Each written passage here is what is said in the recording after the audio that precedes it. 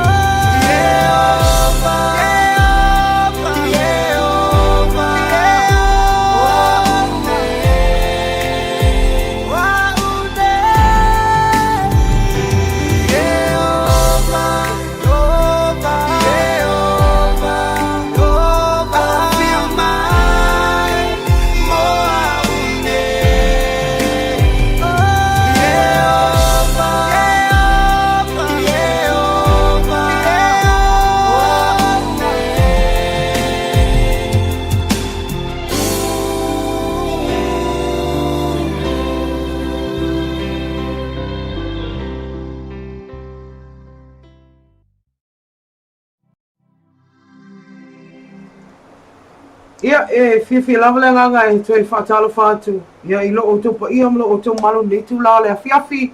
Le afiafi ne o le aso Tofi. Le aso tolu suma tasi ne o le masino Oketopa. ia o le aso fo le nei ua fa'aigoaina o le Halloween ia o se tasi o aso e se ase ao tavaia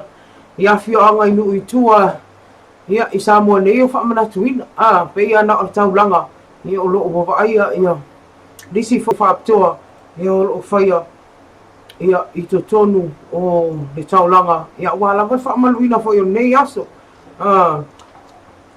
ae fiafia i le agaga e fa'atalofa atu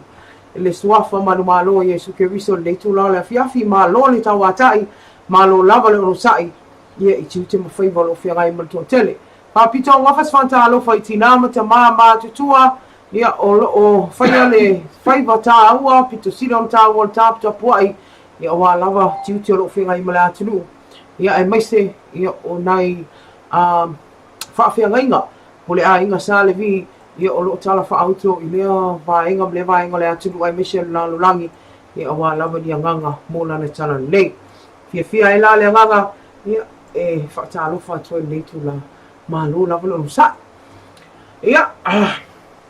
i fa'amalulua atu a le aise so atau lea afiafi ia o se taimi e le o taimi mau ia ona kolosi atu faila ia i le motele i salafai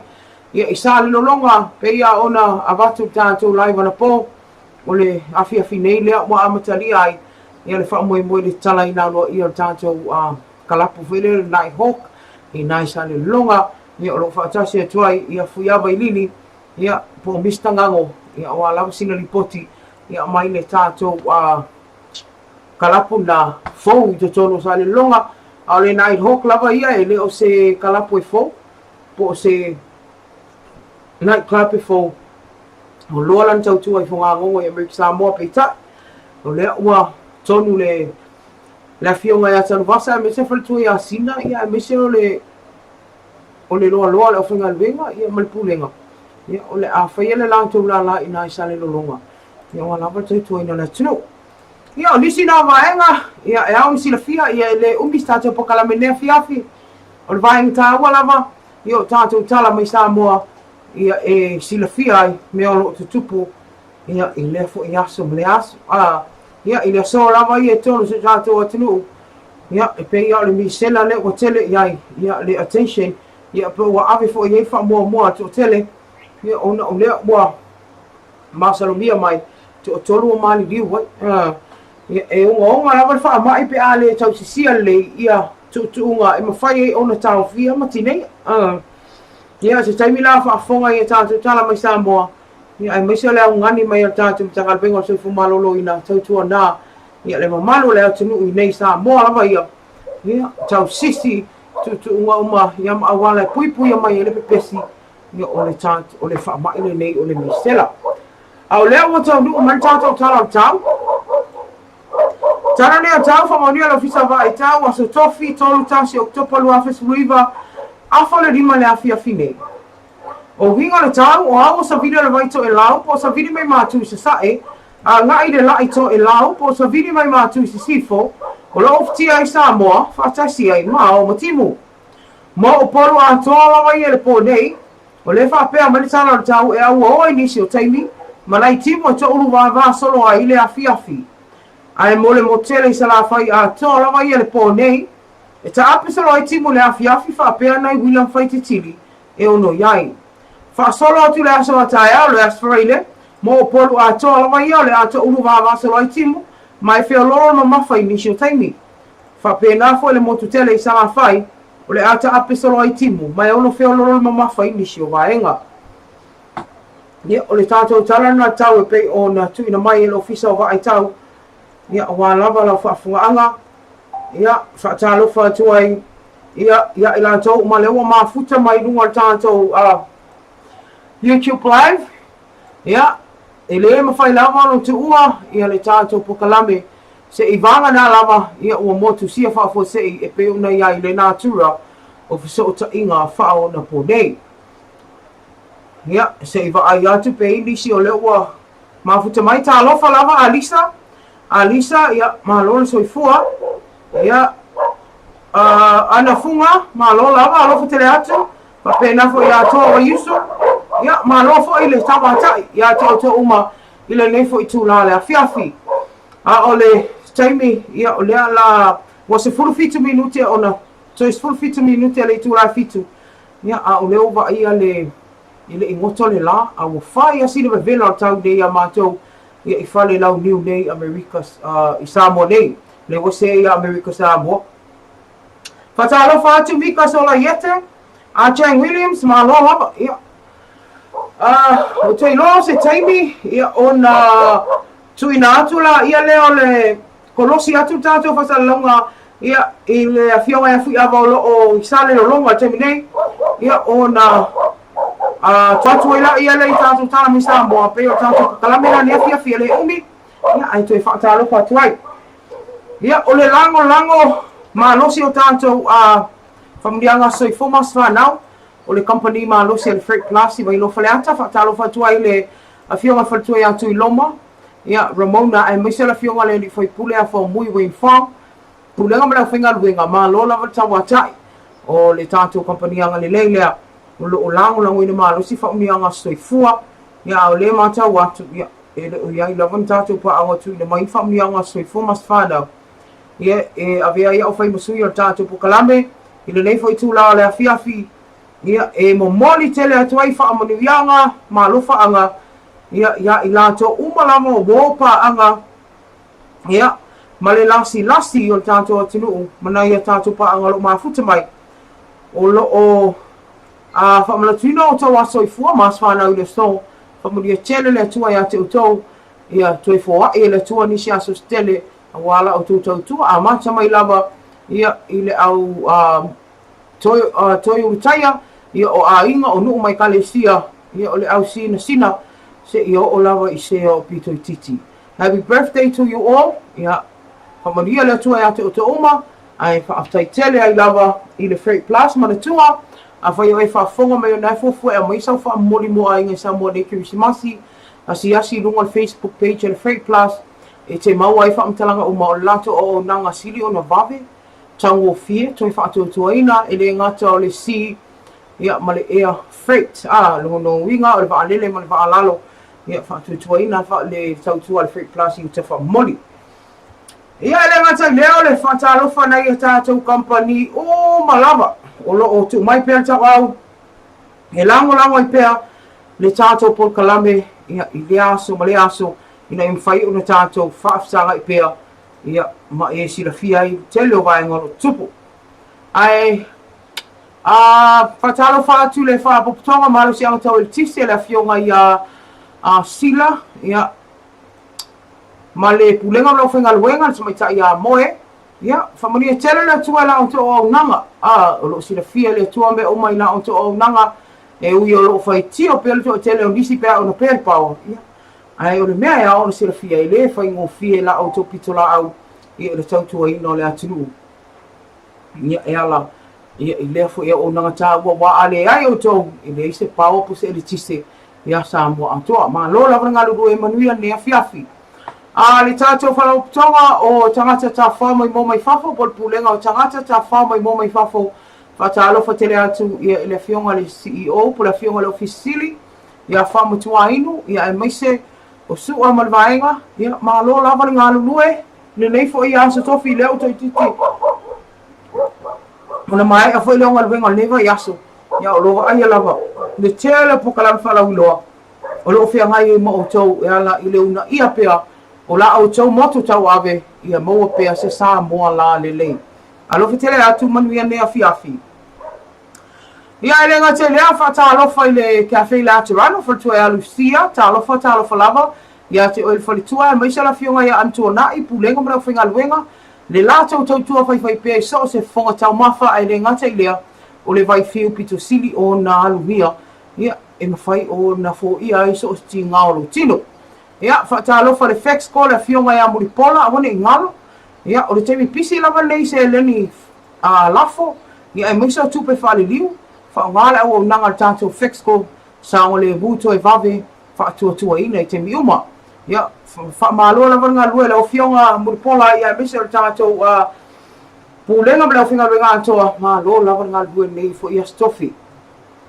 le ngata leo tato Freight Plus pe o fa ia to lango leo tato famlia nga soi fo mas fa na o man via la vanga fia finga venga lo finga ia O le SAP, po le Samo Stationery and Books, lato moto tauawe, simply the best, which is true. O le tele male ano loa i o lato o lo pa u tele lava, mata mai lava I whanau se I o se au pito I matua, e maua o mai o loa e whaamlia ina I lofi ngalo, mata mai lava I tua le mkuka, se ia pa I osa svai ngalo mauta, malo lawa. Asi ai le SAP, e te tali tonu ai so sona lala I polu sa vai, tutu ila whaapea I mao ki lani ni usila.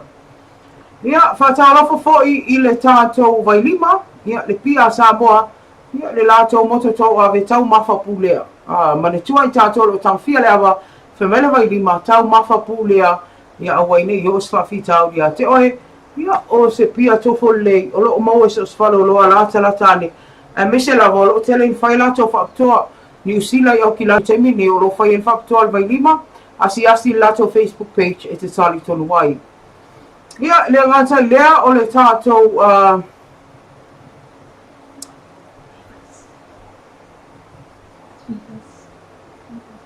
Pivas Boutique, wangalo ia te au li lango tātou tala I tālonga. Patala whatul whatua Maria Piva, ia Mr. Tumaita ia Sonia, o le tātou o whinga atoa mlama, malo le tau ata I nefo as Tofi, ia mo so mana onga tau la asi le Piva, ina I sa le ufi whaftanga I male maali, po ina I tonga fua le vaenga sa yele Inter Island Airways. Manuia lava le afiafi tātou company, malama lau whafonga mai, manuia le tua la o to o nanga.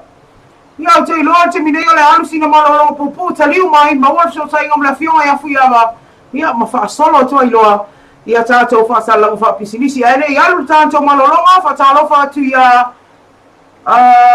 Toava Yusu, Mika Solayete, Chang Williams, Litia Faleao, lo mafuta mai sini Australia, malola va Litia, folo fa avaya mahele, malola va, ia mangafa ia kalai, malola va, ia le mafuta mai netu la le afiafi. Na tātou o sina malolonga taliu mai, fa fonga I sina fa salalonga tu sa o mai salelonga, le talaina fa moe naiho,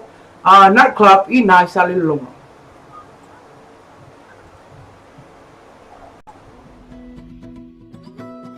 Kids, go look for your mom. Samoa is a beautiful place, but we must remember that our beautiful island home is vulnerable to disasters, and emergencies can happen at any time. To help you plan, prepare, and protect,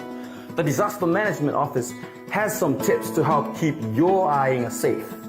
Help your family build an emergency kit that contains the essential things your family needs. Keep these things in a strong portable bag in case you need to evacuate. Don't forget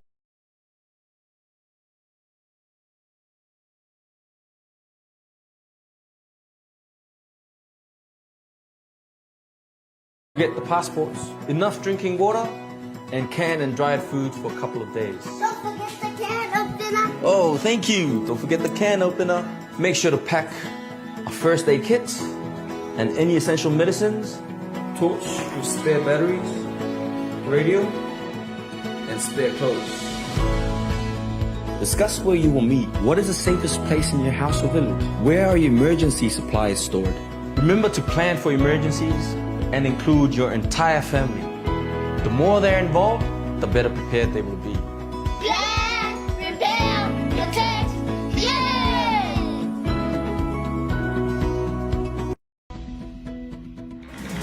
Pili moli o loo ua whaitau ina I le aso muli o masina taitasi. O le aso lua se fulu o masina taitasi e whaangata ai ona tutongi mai pili moli o masina o tuanai. Sila I le pito I tua o lau pili moli o masina taitasi mo ia sa winga tāua. E talo sanga ina la o tau lango sua a wale so longa le lei o le tuina atu le tise I lo o tau mamara. Wala au mai I le ono 555 o mo nisi whaamatalanga. Pili moli o loo ua whaitau.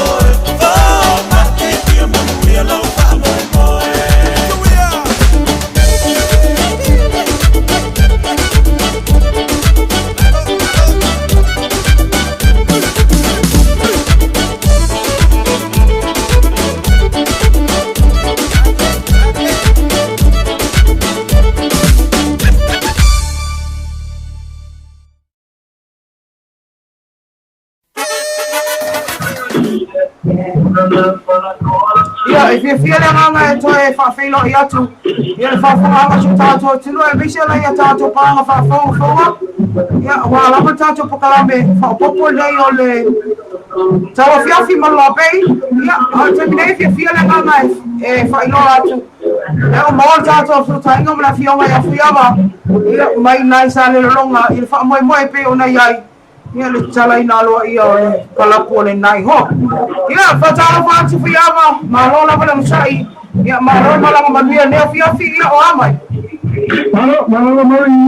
ia mone fone fa malo to ia so et ma te so la me ni tu la fiafi. Ia ole manuia me oma, ia le pata so mu man ka so va moe, ia e so mu ba moe go tia ni tu la lima. Ia a mo so lo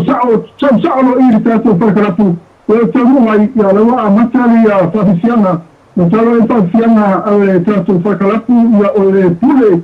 O pusili le pule ma le tua pe na fo mo fa i. Ia male aina atoa la fionga te vansa mai na i whanga ngongo. Ia male fiona o salo loma. Ia o temi nei la. Le awa mahea ia le pokalame na te o ni muai. Ia le ala mawhasa solo o temi ia la tala loa tātou whakarapu. Ia mo la tō umaro whiwha whauhipo. Ia o le ase e wa inga ala fionga lama ia nea fiafi. E to tele ni selo mamalo o puleona o whapeo na wa ia to wafa moi. Tenda ia o whawala hame na tō iai. Ia e pera na tāiatu wana le lansa whatu mulu ai. E le whianas o Sanaloma. E whatu nai pui mula wala ulia. Ia le laua e pera na vole amata. Popo stegi po le suluana amata ane la. Ia le laua atu atu e whaikina e whamaru. E whaikina maro loma e titi. Ia na tō whoi mai rona. Ia au timenei. Ia lawa whea lawa lawa na tōngoro iai. Te ama se lawa tupu tangata le tōno tātou whakarapu tenei. Ia o ia tōu ia le patua tau mai. Le sāpai ngā hanga ni aso. E le wa amata o na tawhama ewa. Ami tō fōi ia abave eba wheu. Ia e o atu nā hei tene e te tūne tātou whakarapu. Ia wa whale tōru. Ia mele mwhaiona. Ona whaawau atu i te umari tātou whakarapu. Ia mawhala o le naro po fua mai hana ia le tātou atino o miso fo i o le whaanga talo lo pena whagira e mo tere sala pai. Ia fua mai teni whanele ia pe to tiki ata puri pakarapu pe to tolu pe to whaaki la ia o na whato o mai roi na tu e ta whao mai vai temi la ama tō hei temi ia mai i o le te lai sevi tātou i o le makwasi soro loa maa loso la i rei salo longa. Malo, o ani si mai ngal pokalame alo fufua ia i tātou nai hok, ia i le ngai atu, ia i tūlai whamai ai, o las pokalame whatatia mai? Kaya te kumo kalame ai, ia e te anu whai lo meri sume a se yui, ia leo le whamar pō. Ia i tātou ngu, e nā tō umanawe a whio mai pōnei, ia watu ele tike nao i ringu moa, e ono mana mana o a se tātou ngu, e mo whamania i twice mātamo fie, ia e te roa twice, a whamtaranga e sunga se huri, ia o ni whaelonga mai o whaelonga e te maua. E rata whaka o nei peo, ia oro, e rapo sa o neuru fua uma, e unu fua uma le pō nei a mai, e le tewa suelo tala, ia le tala nā le sunga ia se huri, a pena fua ia le tala le sunga ia piki para, e me le pō nei o unu fua uma nā tewa la a fia mai, ia wa le pō nei o tala ina ingi tanto la nai club, ia o nisi o e pese nei pō, ia le sunga ia shalo a via, ia pena fua ia ma le whaini, māta mo fia whaina ua tātou mai hokpen, ia mai ina e meke Samoa, ina e muhu mai, ia la whasifia nei pō, pena fua mai sunga ia ki te whai, ia o so atu e teto bā, e pulele te mo whasifia na whaini, ia manisi hoi alo pese o tātou o tino. Ia pai ani pēna o e tiai, ia masalo e o tere rama alo pese o tātou o tino, o lera asu mai ma pese ai e peto nei esu nei asibe bai ngā wālesi, ia manisi hoi alo pese i nei na bai nui. E motu nei sila whai, e ne hatala o nei, ia au hope nata mene aso o trai au mani, o resu o trai au nato o tere hoi nisi alo pese o tātou o tino, o la pese ai, patese e whai mo tātou whai, ni ia, e nai hope, ia o tau mafa, ia o mai tau mafa, ia whai na masina pa unu, Pele suku pa unu nei pō, na whao le pau na manea wiki en, mena supa stopis porene sonai, o lera pa unu mai tātou mafa, e manera o su mai te whao, ia ma take advantage for them ia tato special e fai ia ono talaina tato neka Malo. Ya, Paula ni siya maenga le mata watu ya. Kausa man me pese loko pe fua. Ya ona mana ya foi na nei temi. Ya fata lo fatu ai la firma ya tan masa fatu ya sina. Ulitato fa idea tola manai ho. Ya ole fo fama le po yesterday channel. Ya male suma ya piki mamuia la fa mai mo nei po fia wa. Ya jato toi fai roi la so cha ya multimination ma la isi me maenga fi sa no. Ya ona fa mai ai le tafatan no. ia itu mea o pera mole so sa ne fo ia o no o stato li poti ia e kusa fa male talaino fa mo mo ia te na tan vasa ia mal per tu ia sila ia mai ia te na tan vasa mo tu ia sila ia ma tato pa ini ia ma nisi fa o le aina ia mai nai mo ken Samoa ia apa ne te fa fo mai di mo tato programe ia apa ne te fa te malanga mai tu ni fa Christmas ni tan son pon ia po ala mo fo mo ko ni tan sama malanta sana i nei so vai ia unei nalo ia ona e te whao mai nei te ato nei hok band o nei hok nightclub i nei salo ronga ia o wha ia nalo atu huma te to video o mari ia e te taimau to atu rosa e whatanonga na tia mea tena vaso o tena whai ma tina nalo fwoi ia ma a tina nalo a tupulanga e na te leo le whia ma salo ronga tena whai nisi sa ia i e tu sa mana tia pati te ingo na tau i nau wa tu e tola ina whare karapu nei i salo ronga peo nei ai do hepa neto i stato whare karapu te ato mo tele sala whai ia nao whantani mahola ma sa o te whai au wha alia te whio na tau i nau wa tu e te tola ina ia le tato whare karapu nei nai ho e whakato ni pati ni tua ia le opa i nei i le pōre nei i le tato wa tola ina o special e whai o whai a te tato special nei rubiki e na toa lava nei i le pōre nei na stata penato me le pōre tai au penato me le pōre astoa nai a pera letu ma puta mai ia o pofero letu a puta mai nese ia polu ia po nese pofero me te malanga mai fo i nei i soha i stendo le weekend ia wane ngalo ia o tala ina tato me klapu no salo lova ia e salo lova le tuku nei ma keti a kwes mari ia o ina tonu na malo ia i le sawa pasi le marketi e so sawa i ta no wa tonu wa tonu ve klap e le mo fai me misi e toa e ke le ka paka e le ma te lole maha nei a i o tonu e le nata i le it's a very open space for the man here, fresh air, and when I went to follow the tower, the matter of fear, you might have to pass. Yeah, missionary amateur of your fear about Marie, or to tell us to ski a school aquí, city, or whatever, either the to pass, you must have a matter of sex about, yeah, when I told her to fall, I would say, if I say, so many, or one to hear it to Paracatu. E na tofu o tupuia ia le nati tonu ia faso ia o chile foi skula aqui ia mari no to mo teatro tudo o ko kai ka soni ia e te skula até vai ai Peia king o pik o e foi o piki Oye, ai que tu marchi no piki ia tele e na tele piki oi a boni e tu trato fale o trato no pa carapu te progresso som o ko se umi Sara, ai gente se aqui no vale, pensa a mulher, vale se ba muita. Eu lembro ele escura aqui, ia mato e fapo, e matou foi lá, esse era na lá, vou cá para ia mas ela matou uma fatia, ia para para no na lá, ia está tudo foto na mãe. Eu me vou ver tanto a proclamar estamos na pai. Ia tela e proclamar, ela foi ter tu autógrafo. Ia a fatofa e me atau le mita nalo ma ia salo longa tato na ho professor ia sai foi ia ma dia fa mai le afia lo fatu ia va bene voi sai foi ia ia o se inga na ala tato so sai inga pe le ai ia ma le afia mai afia ia po le sunga ia mistangango ia ina le motu tele i sala fai ia i le fa moi pe le ai nei a po ia e pe ona liputia mai ia malo lava ia o ati na e a mea uma pe ona iai foi ia le nei foi a nightclub i savai e sao ai ia o foi sina le vai lo to le vai ia wa tau le se vai nga va pe ono ia ina ia tato malo ma tanga te fia ta fa ia a o le fotuanga lava ia ai mesela vi tupulanga fa mole ia na foi wa ia sina ati na e awone a vea tātou ma lango mate se tu lo i le suau manongi Whapea whai ole whaalea ngaina i le tautua whai nai hokia i nai sala whai e ala.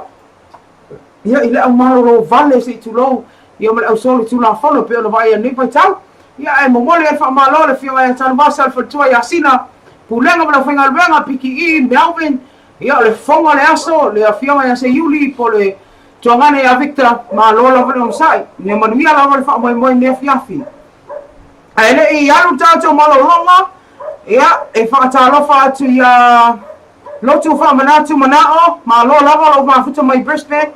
Ia o shia husa pele ina ia Elizabeth si loto. Ta lofa lava uso. Manumia lava nei aso lofa tele atu moe. Ia ma brother O'Neill. Ia male a inga atoa ina i o Kilani New Zealand. Joe Gardinet. Ia o Toa Brown. Vita Jazzy. Whaatalofa atu ia ma ripano ila rio. Ma lo lava le mafuta mai ante o ta uma. Ia ina nefo ia fiafia la tata waisi na whaafiango po taliu mai. Whaafafonga lo ia tātou tala mai Samoa.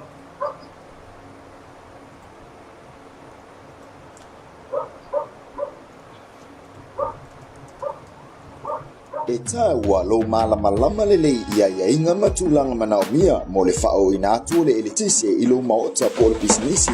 Olatus, koe kia umarongolong. Oma, koe ala elitise. O ina koe anokon. Koe ala whai mori whai leiseng. I whapepe kai wai so sisi ngā mea. Iai, koe whai mori whai longa leiseng i whakanga lana kula fonga le tisi. Kau sa inga pe vika o wen kau e kisi. O mea whai pe vika. No payment, no power, brother. Mo nisi whamatalanga wala au mai le ono 55 o le ono 55 whawhitu. E tāua lo malama lelei ia inga matulanga manao mia mo le whao.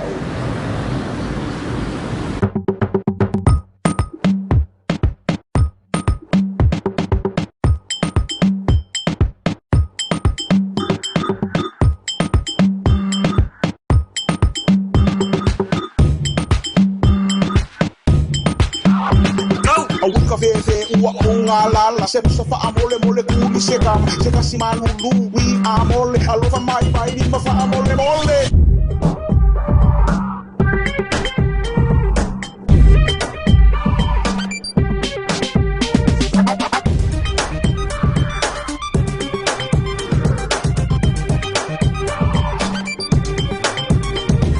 Tani mai se chaita, tani mai se Coca-Cola, tani mai rasta.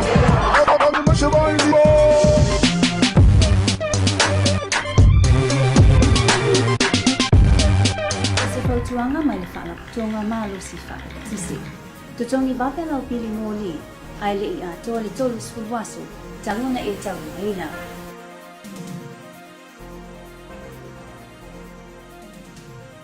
E tāua lo malama lelei ia inga matulanga manao mia mo le whao.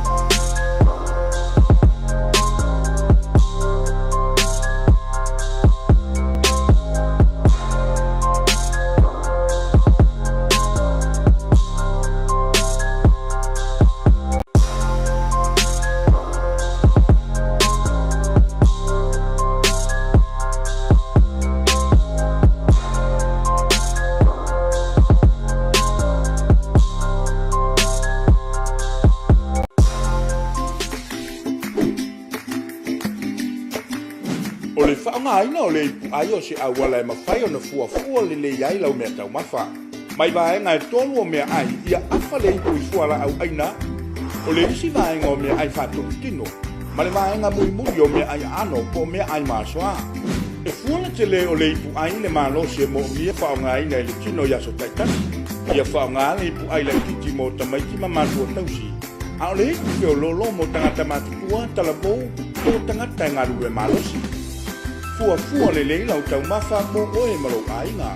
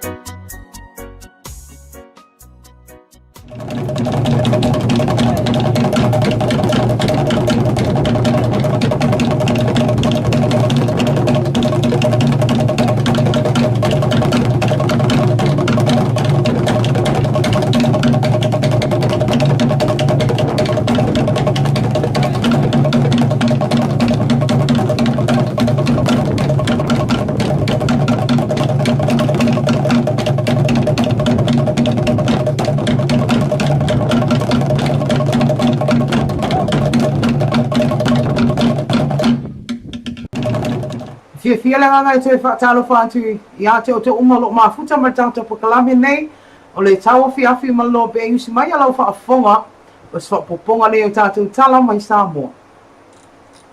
O le Samoa mua,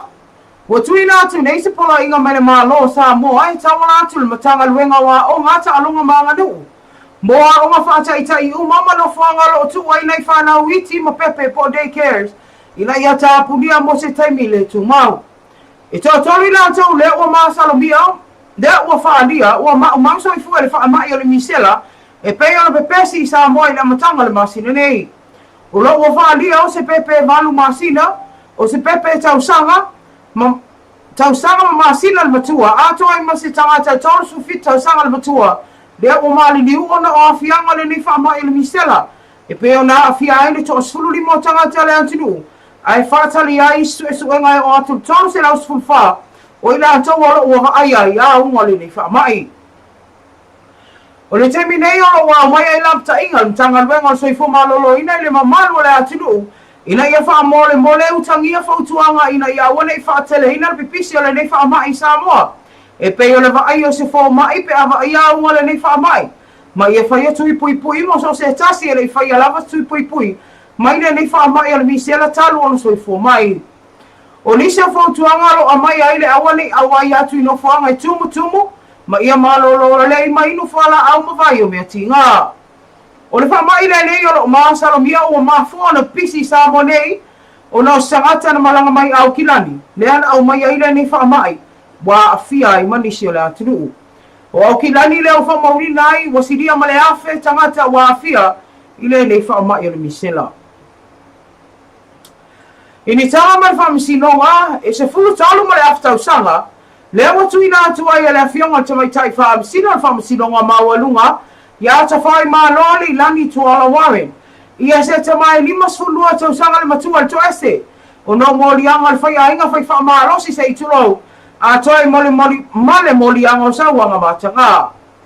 I le tola ulaunga le nemo ta opu na saunoa i le afionga le te mai tai whaamisino ia ata whai maa lo, e faisi o ngonga soli ngā tula fono na whai ele nei tama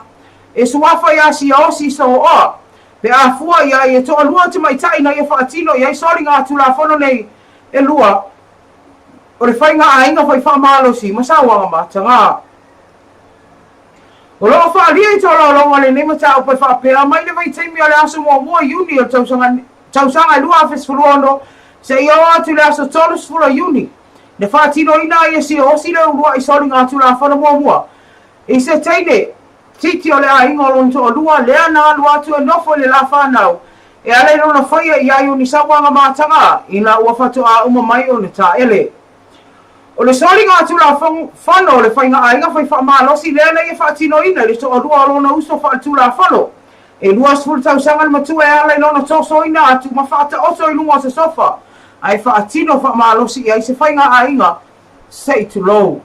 Whaalia le whionga e atu whai malo, ona whamatau i si osi sa mai tai uma nei e tolua, ia aua lama nei tau tala i nisi i ana ngai o inga na whaia. O le aso sfuru iwa le maasino se tema tau sanga nei, le ana whaamaonia e le morianga le whaia inga whai whamalosi, whaasanga i asi osi se ilo i longa na whaia in whaatonu po assessors. O leo ngaonga sori ngā tula whono na whaia si osi di tamai tai lea na a fia i whainga ai ngā whai whamalosi. Na iwa ila mai na whawhano lo na maitanga mana te ape separate ai malona to lua mole umi e whamasina. O te maitai uma nei na whaalia na o la whaalia i ala whamatalanga le whewhe. I toi sa wawari tai to atasi ni me o iai ai mai se lava o le teimi o le pō. E se fulu lima tausanga le whaasalanga a mata e peo na fua e le whaasalanga le fionga e atu whai malo mo si osi. Pei taina to e sea tausanga ma le afa o noi tūle lei o lon tangata e peo na whaalia e le lato pule nuku mala na whaiwhi au. Ai mai se ai o lona sala mo e peo na whaalia e lana loia. E se fulu talu ma le afa tausanga na totoe mai ai whaasala a matale nei. Ma o le au whainga neo tausanga leo le atule si osi to este. O no morianga e peo na whaamaunia. Whaasanga ia te ia. E iese ava loa e ono tolo po ai suenga whaai upo exams. A whanau a onga, i te tono le atunu, i tu ina atu tausanga whaua no le whaai o nisi o a onga le o tāpunia le tūmau. A wā lava pui pui ngai pisi o le mise la mise lava, o a onga tūtauranga. Na saunoi mi sawa onga ia loa ke ne tisi o leo whasana lauma au tu stala e eisa ngano em whai e ono tu ina atu su enga whai ui e tā o su enga le malo mo whanau o singa whai u pei tai a me fwoi wha mua mua le malo le saunga le mu ma le soifua malolo ina le leo whanau a onga ma le wha maile ni o le misele pe o le pipiste te minei o le aso ana nafi le tu ina atu eis whasi silanga me le mitanga wenga o soifua malolo ina I whare whaasala lau ina ia tāpu ni ai, mo se taimi le tu mausa ia toi ai, se isi whaasile silanga, e tu ina atu, ia onga a mata uma, I to tonu le atinu u. O le tele o mātua le uwa aia, o lo ua lewa o le tua la tau whanau I le whale, e le o toi o ni a onga te minei, o na o nau ta inga ia awa o lawane ia afia le nei wha mai o le misela, le o māsalo mia le mani liwa I to tolo tangata le atinu, o ni whanau pepe tolua, ma se tangata matua e tolu su fitu tau sanga le matua. Tala muri muri wa whaala wila o mai e le fionga le minister tupe I asili e patu ioti, le tau whaua sua ue afu atu le aso mua mua novema le aso atai au lea. Na saunua le fionga le minister le asi tia tau le pensini, I le fitu tesi ma le fitu sene, fitu tesi ma le o fitu sene ma le lua tala ono lua lo iai, I le lua tala ono iwa sene I le lita. O le tiso le asi tia I le ono tala tolu sfulu iwa tesi ma le tolu iwa sene, mai le lua tesi ma le ono iwa sene, lua tala ono iwa sene I le seminei, anga I le lua tala fitu sfulu ono sene I le lita. O le karasini o le asi tia I le lima sene, mai le lua tala tolu lima lo iai I le lua tala fatasi I le lita. Sa si tia le tawa le sua au I Singapore, le masino se tema e pe ono whaalia espe po whamtalanga, ma le masina leo o whaatulanga ina I le tawa le sua au. Mo le masino November I le mawalunga tolu tala Amerika I paelo. Ma o neisi I tanga e afua mai ono se os whainga ma le whaatonu tonu, I no whaanga o ngau siama whaamama ina li sua au. Wa si tia fo I tau mo whela ua inga le sua au I lunga le vasa, o na os whainga sa whaleanga ina I se no whaanga, o lo te wina I sua au e le whaamaina. O lo whaawa o pe ale wha mama wai o le tawa le whaatawa ina o le tala sa moanga I tala Amerika, ma ua wha popo le si tia o le tawa e tau nuu ai le sua au, I lau whanua o Samoa, ma le si tia I o tau mo sua au e whaatau ina ai, I te tonu o le atinu u. Ia, o se wainga nei le o tō tonga o tātou tala mai Samoa, wā lava lau whaafungaanga, ia, I le nefo I tūla le afiafi, ia, tālu sia ia lo whaamli eina lau mai moanga, ia, I samwhenga e le nisi o mea tupu, le ngata le whaamsinonga, ia, a o te tonu foi, ia, o se o tātou o timu o e ale le vaenga le ua vaia, wa matua pepesi al misela, wai pea la apta inga, ia, I le mamalo se o tātou o timu o tautua nā lava, ia nai whanau witi wai peia o te whanau whātau sanganga I lalo leolo o sili o nā awhia tele ia I le nei whamai whaingatā ia o puipuinga nā peo mtu I nātu o loo lapta ia le mtanga luenga tui whuma lolo ina ia manisi o vaenga ia pean whai atu wale asa se aso ia manisi o vaenga I tua ia ia le tele o vaenga o tātou I tupa malosi ia e whanua noa I ale anganga I ona o sauanga mātanga vaenga whapena ia pe o nā fia I foi ia soi fua maula o nei whanau teine la iti ai maise o whanau teine tala bau ia I whainga whaososonga ti Apollo I pe o nā fia ai ia tālo sia ia I lalo fole atua o le a tauru tauru ia I se teime tau te vaia wa matoa ia lua I lalo maa oa I na safi e sea lea fo I wha mai leanga sori ngā tula whono matanga ia o nisi na waenga o tātou tala mai Samoa pe a wala whaafunganga a o te iroa la tātou woi sina malalo pupu taliu mai whai wina tātou pokalame TAUAFIAFI ma LOABAY.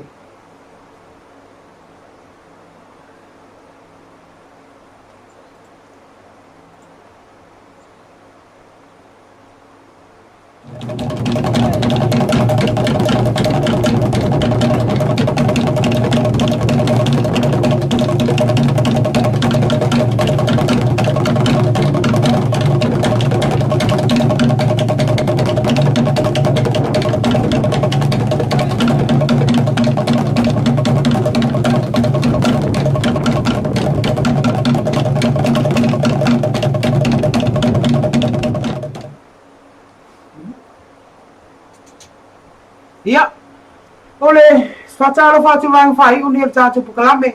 ia ona ole mata watu ole anu alu mama mau tatu fasalanga ia ile ia ia ona tu ina tu lo mo fa uma tatu pukalame e toi fa mo ina ile anga fa taia ina tu uma lava o lo fa nga ina pel tau tua ne ia le LOABAY e vea mau mana mea fa fonga ia ole fa mai anta tu pukalame toi fa talo fa toi lava ia ila tu ole ma futa mai to Brown Queen Bella Collins ia ma lo lava i Sarah Areta ripano ila lio to Brown mauto tasi pati ia au silali malanga ma lo lava ia viola matale or matale ia ole ma futa mai Brisbane alo fatele ati e malainga ma ilato uma le ma futa mai fatalo fatu ia i le uso ia storia le satele ia o ma futa mai ia alo fatele ati so man via fufonga ne afiafi ia aile ngata ilea ia o go mapaanga ia ma au me mai el tato LOABAY ma lo lava le avea pea o tautua nei LOABAY ia ma go ile asu a lo fatele atu mo o tau tato toi feiloa ile aso tai au ia ile lo famaleanga leo le tua ia tu ina atu e fo inisi o vaenga lo fa pea na tupu ile asu le aso ia e mo ila to le anga mo motele sala fai a wone ingalo o le la o tala ina tato night club o le night hop i nai sale longa a nga ia le wala le alu marketi le fai le msia ia manuia tele fa mo nei po le fiona tan vasa fa tu asina fonga al po ia se yuli ia mise o le lo tanto night hop ia mise le fiona ia fiava filo i se la so taia o mo terminate ia manuia tele atu ten fai lo fianga i ma so se tasi fela wala tu no lo e ma futu mai lo fatele atu mo to uma God bless faso foi